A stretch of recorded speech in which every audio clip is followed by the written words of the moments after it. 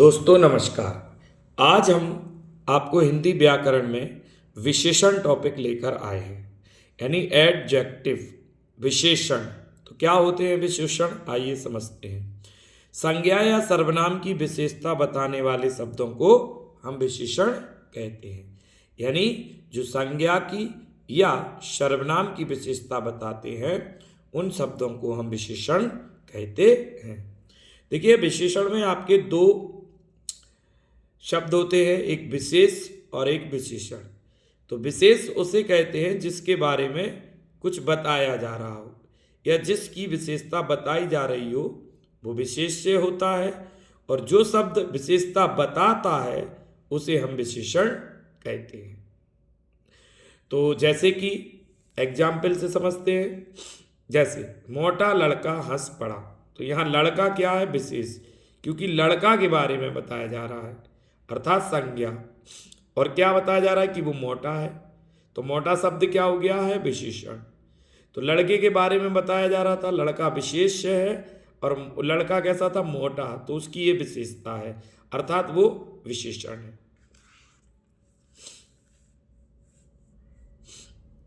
आगे देखिएगा, विशेषण के चार भेद होते हैं। पहला है सार्वनामिक विशेषण। तो सार्वनामिक विशेषण होता क्या है, सुनिएगा। विशेषण के रूप में प्रयुक्त होने वाले सर्वनाम को सार्वनामिक विशेषण कहा जाता है, यानी जो सर्वनाम विशेषण का काम करें उन्हें हम सार्वनामिक विशेषण कहते हैं। वो दो प्रकार के होते हैं, या हम कह सकते हैं सार्वनामिक विशेषण के दो उपभेद हैं। पहला है मौलिक सार्वनामिक विशेषण और दूसरा होता है यौगिक सार्वनामिक विशेषण। तो मौलिक सार्वनामिक विशेषण क्या होते हैं, सुनिएगा। जो सर्वनाम बिना रूपांतर के मौलिक रूप से संज्ञा के पहले आकर उसकी विशेषता बता देते हैं, वो क्या है, बिना रूपांतरण के। जो सर्वनाम बिना रूपांतर के मौलिक रूप में संज्ञा के पहले आकर उसकी विशेषता बतलाते हैं उन्हें हम मौलिक सार्वनामिक विशेषण कहते हैं। जैसे यह, वह, कोई। यह घर मेरा है, तो देखिए बात क्या हो गई है, स्पष्ट हो गई है, मौलिक हो गई है कि ये घर किसका है, मेरा। तो देखिए घर के पहले, संज्ञा के पहले यह लगा है, तो यह अब एक आपका विशेषण होगा। और कौन सा होगा, मौलिक। वह किताब फटी है, किताब की विशेषता है कि वो फटी है, लेकिन कौन बता रहा है, वह। तो वह आपका मौलिक सार्वनामिक विशेषण होगा। कोई आदमी रो रहा है, तो आदमी क्या कर रहा है, रो रहा है, कौन, कोई। तो यह, वह, कोई, ये शब्द जो है मौलिक सार्वनामिक विशेषण है। इनसे बात जो है स्थिर हो जाती है, मौलिक हो जाती है। और दूसरा है, देखिएगा, यौगिक सार्वनामिक विशेषण। जो सर्वनाम रूपांतरित होकर संज्ञा शब्द की विशेषता बताते हैं, यानी बदल कर विशेषता बताते हैं। जैसे कि ऐसा आदमी नहीं देखा, तो आपके मन में आएगा कैसा, तो परिवर्तित होगा, ऐसा कैसा। कैसा घर चाहिए, तो आप बताएंगे वैसा, इस तरीके का, उस तरीके का। और जैसा देश वैसा भेष। तो ऐसा, कैसा, वैसा, जैसा, जितना, उतना, ये सब यौगिक सार्वनामिक विशेषण होते हैं। ये संज्ञा के पहले आकर उसको परिवर्तित करके उसकी विशेषता बताते हैं। दूसरा है गुणवाचक विशेषण।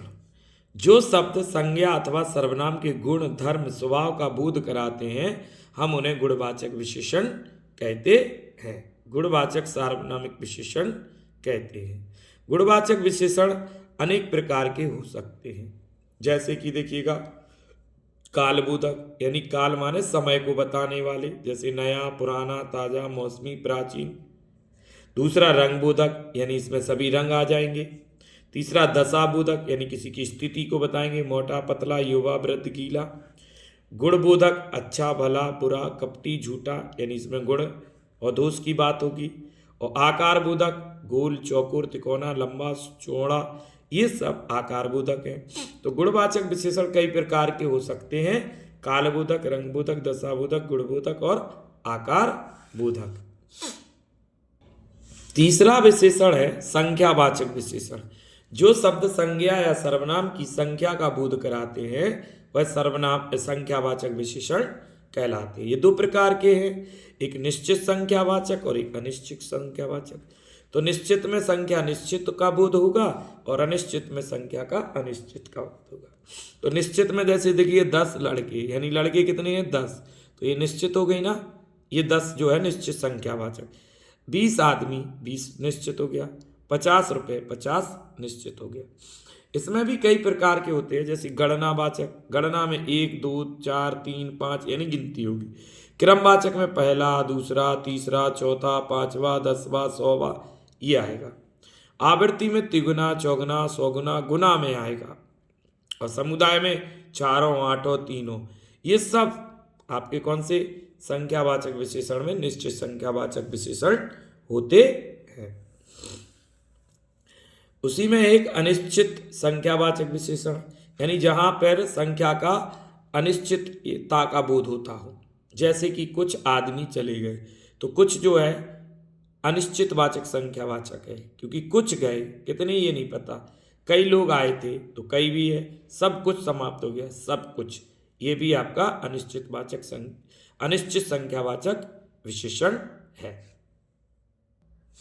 परिमाण बोधक विशेषण, जिन विशेषणों से संज्ञा या सर्वनाम के परिणाम का बोध होता है, अर्थात मटेरियल का बोध होता हो। ये दो प्रकार के होते हैं, निश्चित परिमाण बोधक और अनिश्चित परिमाण बोधक।